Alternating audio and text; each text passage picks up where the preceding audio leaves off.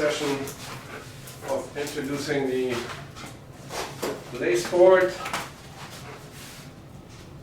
I'm going to put this down to create some immediate interest perhaps, and I want to make sure he understands it pays to be on here and it doesn't pay to be off of it. That's the whole goal or purpose of what I'm doing here. So let's see, I'm ready to pay as soon as he shows any interest.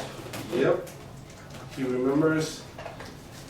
Sort of that's on the board, pays, and I'll release him to reset for another repetition. I take my chance here, my opportunity to pay him after he stepped off with his front feet and made a decision to get back on, show him the difference of payment and no payment. So it should make the point to him to decide to be more on the board than off the board. Free.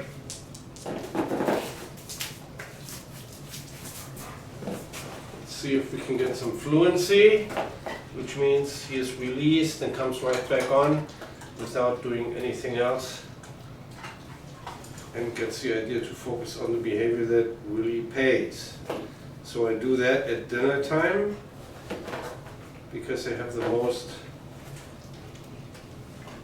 persuasiveness on the dog's part, I hope, because he knows it's time to eat and he's hungry.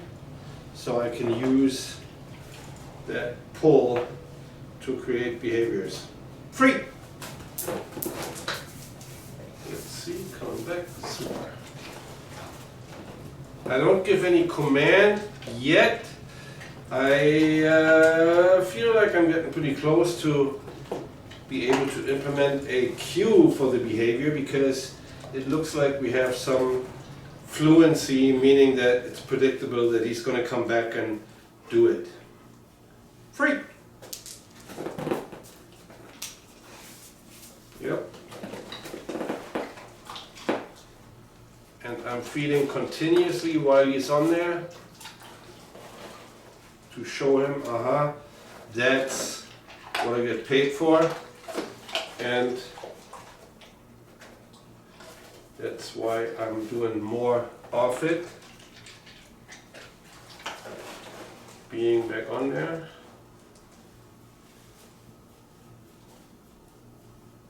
Free. Nice. And this all happens, second session, impressive results. This all happens without a marker because I'm close enough to reinforce in a timely fashion and make him understand, aha, wait, if I'm on there, I get paid, and if I'm getting off, it doesn't really pay. So you gotta make sure that there's nothing around that the dog could engage in, like other food or toys that are reinforcing for him, and he finds out, wait a minute, if it doesn't pay, like I took a huge break here with my payment schedule, and he could leave, and if he does, and he reinforces himself with something else that's in the proximity, then of course I would have a hard time make him understand that, hey, this is where I gotta be in order to earn, and off of it is not gonna pay. Free! Gonna do one more rep. Nice. So I bet in the next session I will start implementing the cue for the behavior, and of course I'm going to record it for you to make sure you can see and learn how I envision that to be done.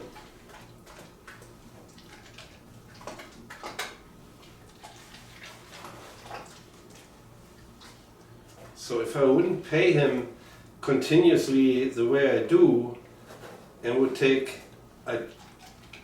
extend the period of time now that he doesn't get fed, but if I would interrupt that schedule too far, meaning taking too big of a break in between feedings, he might try to do something else because it doesn't pay. So prevent that from happening here. We drop one, okay, so he gets paid for getting off, so to speak, but he made the decision to go back on, even backwards, and that's great. I pretty much think he's got an idea that this is the behavior that pays. So I'm going to do one more release with a bunch of food and pick it up, so I don't let him have a chance to do the behavior and me not being ready to reinforce it again. So the session ends with that. Free!